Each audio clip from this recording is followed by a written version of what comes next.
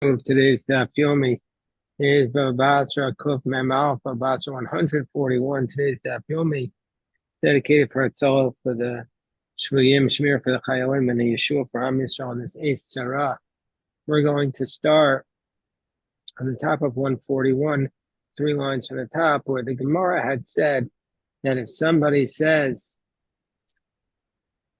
the Mishnah had given an example of somebody who says, I'm going to give $100 to this fetus if it's a male, and $200 to this fetus if it's a female.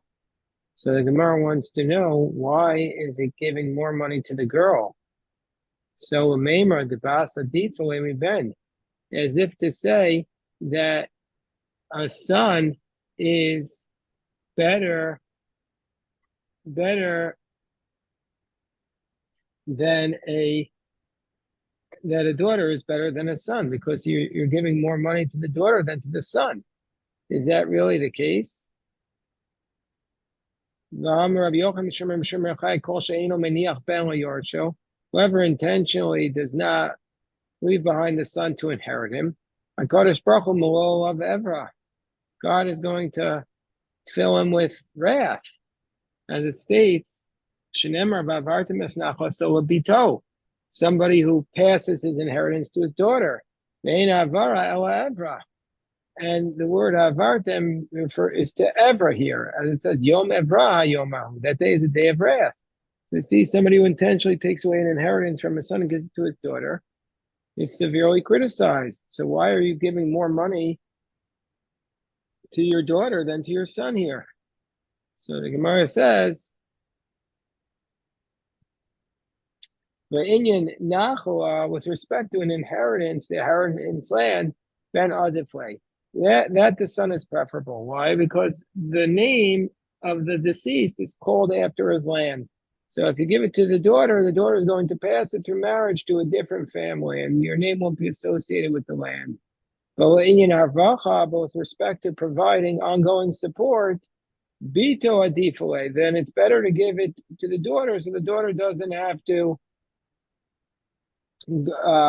be wanting, and she can't go and get a job or go begging for the money. So with respect to the inheritance of the land, that gives to the son. With respect to ongoing support, favor the daughter.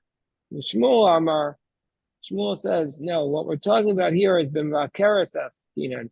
We're talking about a firstborn of a woman.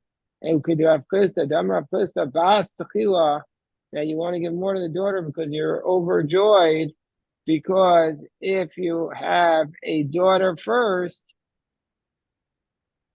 simin yafel abanim, then it's a good sign to have sons. And so therefore the father gives more money to the daughter. And so because it is a good sign for sons. So the Gemara says, what does it mean a daughter first is a good sign for sons? Some explain because she can raise her brothers. An eldest daughter will raise her brothers. And so therefore it's a good sign for the family to have a daughter born first. Alternatively, if a daughter is born first, there won't be an ayin hara, evil eye on the family. Two explanations. Rabbeinu Gershom explains, because if the son is born first, everybody will start looking at the family and counting up the children. So it's an ayin hara. Alternatively, the Marsha says, no, the ayin hara will not come from outside the family, come from inside the family. If a son is born first, he's going to get more money. He'll be the oldest son. He'll get a double share. All the other brothers will have an ayin hara against him. They get so much more money. But if a daughter is born first, then all the sons inherit equally. And so therefore there won't be an ayin hara.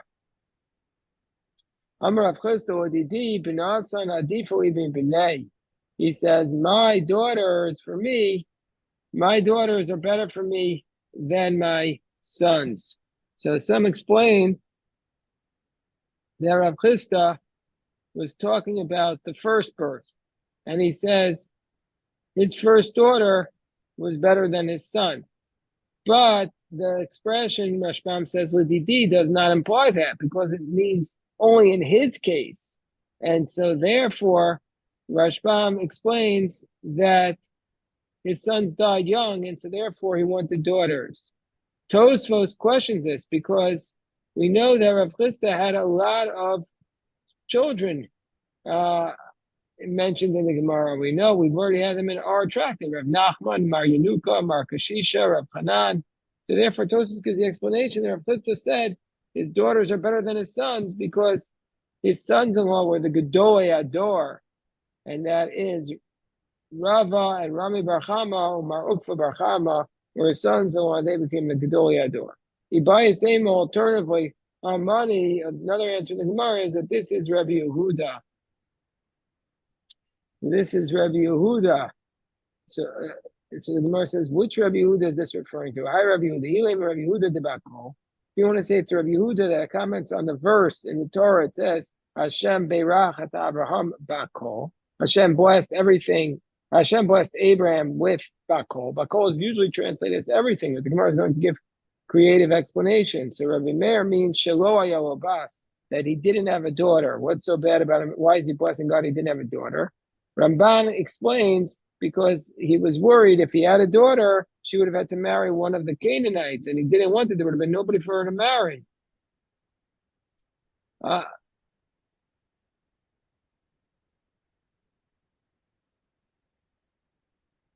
That's one explanation of the Ramban. Whereas Rabbi Yehuda says, no, what does it mean God blessed Abraham with everything? He had a daughter, and her name was Bakol.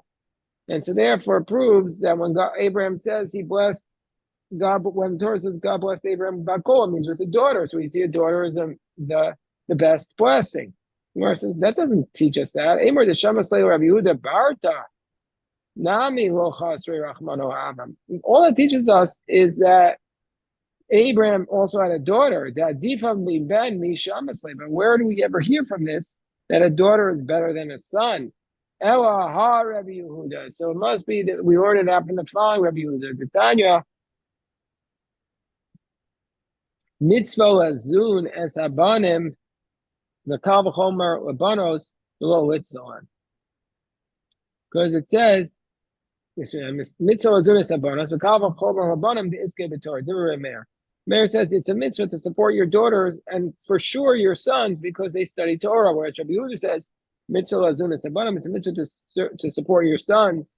The kal v'chomer labanos for sure support your daughters below litzon so that they don't end up having to go begging and be disgraced. Gemara says, "Oh, how to tell you what about the following brisa? Yolda zachar v'nekeva, a zachar no tel shisha dinarin, nekeva no telas shnei dinarin." So, what about the following brisa, which says that this is actually going back to the Mishnah? The Mishnah had said, if you promise your son 100. If he's born, you'll give him a maneh, and if it's a girl, you say, I'll give her 2 maneh, 200. So Gemara now brings in a following brisa, which comments on the Mishnah. Now, which it says in the Mishnah, that which it says in the brisa, Yolda Zachar Unakeva, if your wife gave birth to a male and a female, a Zachar Notel Shisha Dinarim, the male takes 6 dinarim, which is a maneh and a half, and the female takes 2 dinarim. So the Gemara asks the question, what is the scenario where a man makes a statement and as a result of it, the boy gets 150 and the girl would get 50? What statement did he make? So Amar Rav Ashi Amriso Ishmaita Kamed Rav Kahana, and he said, I said this in front of Rav Kahana, and he said it's a b'masares. Now what we're talking about here is that the person truncated his stipulation, one after the other. Meaning to say that first, he did a reverse of our Mishnah. That first he said, he made a conditional statement that if twins are born, if the male comes out first and then the female, then the male will take 200 and the female will not get anything. And then he said, if it's a female first it's 100, and then if it's a male, and then afterwards he said if it's a male, 100. So this is what happened. Amar, what did he say? Zachar tchila. He says about twins that if it's a male first, matayim. If she gives birth to the male first, I'm going to give this son 200. But Nikeva Acharav, and then he says after that, so he says if he gives birth to the male, I'll give him 200. And then it says after that, Nikeva Acharav will come, and the girl that's after the male gets nothing. And if it's an Keva Tchila, Mana, if it's a female first, I'm going to give her 100. And Zachar Achareha, Mana. And the male after her, I'll also give 100. So if it's a boy first, he gets 200. If it's a girl first, each gets 100. And then his wife gave birth to a male and a female. And we don't know which one came out first. So therefore, how do we divide it up? Zachar shakel mana mimanav shach. So right off the top, we give the boy 100, because either way, either he's born first or second, he will get 100 in this scenario. And either mana mona muto b'safek v'chokin, and the remaining 100 is money that's in doubt, and you split it 50 to the boy and 50 to the girl. What is this position that money that's split in doubt you split? That's the position of sumchas. That's only the position of Sumchas, who says the money that's in doubt you split. But the Rabbanan who argue with Sumchas, they say that if you want to get something, you have to bring a proof. And so therefore, he goes into the presumptive status. And so therefore, the male, according to Tosfos, will get everything according to the Rabbanan because he is the heir. So this Gemara is only working according to Sumchas. But then Tosfos gives a second explanation, or maybe even according to the Rabbanan, because there's nobody who is the presumptive status here, because the father is still alive. So therefore, neither the boy or the girl are the presumptive chazaka. Gemara says, well, what about the continuing? So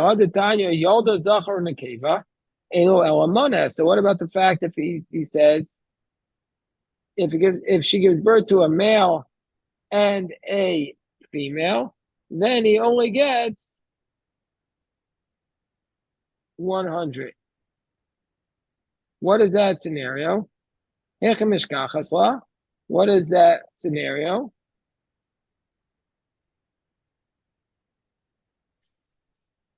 What's the scenario? Amaravina b'mivsarani. So we're talking about a case here. This is referring to on top of Kuf Memal from the base, where somebody came along and he said, whoever tells me that my wife gave birth to a son or a daughter, I'm going to give $100.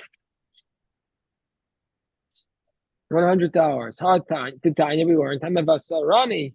Bameh Nifta Rachma Shel Ishti. The person who comes along and tells me what my wife gave birth to, Imzach, or if he told me she gave birth to a male, you told Mana, I'm going to give him 100. We're on top of 141b. Yalda Zachar no Tamana. Im the cave. If she gives birth to a female, Mana Yalda Nekeva no Tamana. And then if indeed that happened, he gives her 100. Yalda Zachar v'Nekeva Engel el Mana. But if she gives birth to both a male and a female twins, he only gets 100. Mars says, but why? Zachar v'Nekeva. Well, Amar, but why? Why does he have to give 100 if she gives birth to twins? He didn't say anything about that, so he shouldn't have to pay anything. Why if the person says he gave birth to a man, that his wife gave birth to a boy and a girl, does he have to pay 100? The Gemara says the Amar Nami. He also said that Im Zachar v'Nekeva Nami he told Mana. So he says he also said if it gave birth to a boy and a girl, she also gets 100. So the Gemara then asks the question: well, if that's the case, Ella. If all these things happen, so if he gives all these scenarios, what is being excluded from his conditional clause? He always gives the 100. If Rahman al his wife gave birth to a stillborn, and somebody came along and told him, then he doesn't give that person any money.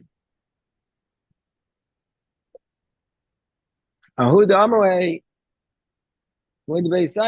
says to his wife,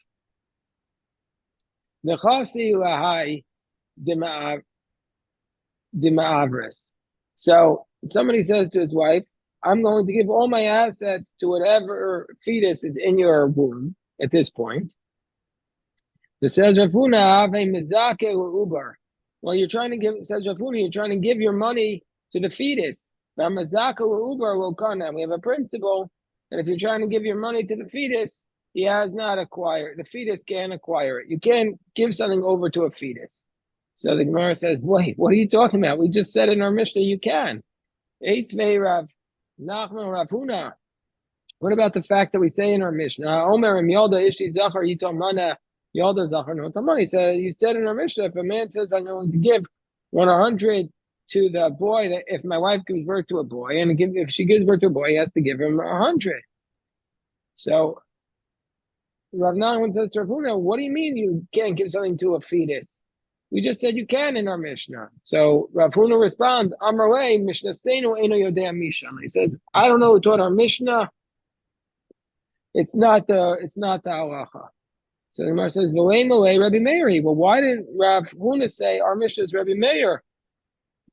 And Rabbi Meir said, "Adam makna davar shalom." And Rabbi Meir's in the position a person can give something over even though it's not yet in existence. So therefore, he can give something to the fetus even though the fetus is not yet in existence. The Gemara says, no, that doesn't work because Amar the Shamas Lego Rabbi Meir or davar sheyesh namaom.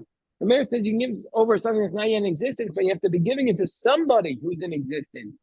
But with davar she'eno ba'olam mishamasle, if the thing that you're giving it to is not yet in existence, would Rabbi Meir really say this position? So the Gemara says, "V'lei mulei Rabbi Yossi." Well, why didn't Rav Huna say this is the position of Rabbi Yossi? The Amar uberkani, and Rabbi Yossi is in the position that a fetus can acquire something. The Tanakh, because we learned in the Mishnah in Yevamos, Ubar Posel Ve'enu Machil. That what are we referring to? We're referring to a case where there's a Kohen and his wife can eat the truma while she's married to him, but then he dies, but she's pregnant. And so not only while he's alive, his slaves can eat it because the Kohen owns them, and you would bias, and Kinyan Kaspo can eat from his truma. But now that he's dead, the fetus is considered to be not a Kohen yet. So therefore, he disqualifies the slaves from being able to eat from the truma because he is considered to be their owner, and he's not a Kohen. And he does not give the money to his mother to eat from the does not give the truma to his mother to eat because she only eats if she's given birth to a Kohen. And so since he's still a Yisrael, that's the position of Rabbi Yossi. So we see from here that while the fetus is still in the womb, he's able to acquire all the slaves. So therefore, Rabbi Yossi is in the position that a fetus can acquire. And so why did Rav Huna say our Mishnah is like Rabbi Yossi? Gemara says, no, that case is different, says Rav Huna. There's a distinction there because Shani Yerusha Ba Me'oel, if it is an automatic acquisition via an inheritance, well, that he would say, Rav Huna would say that the fetus can acquire. So that's a different case. And Gemara says, well, Rabbi Yochanan Brokahi. Maybe this is the position of Rabbi Yochanan Broka, which, as you remember, we studied.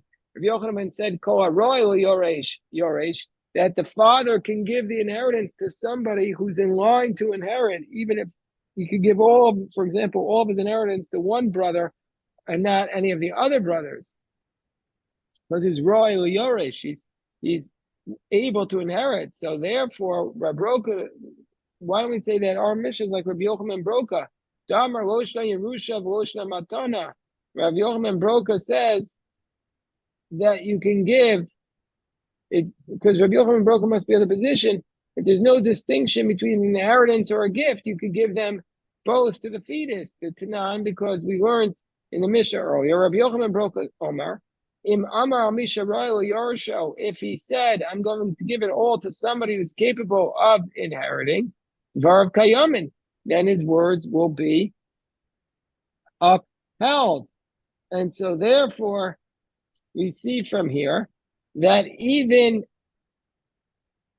if he said it to a fetus who's not born yet, his words will be upheld. So we see that you could give something to the fetus.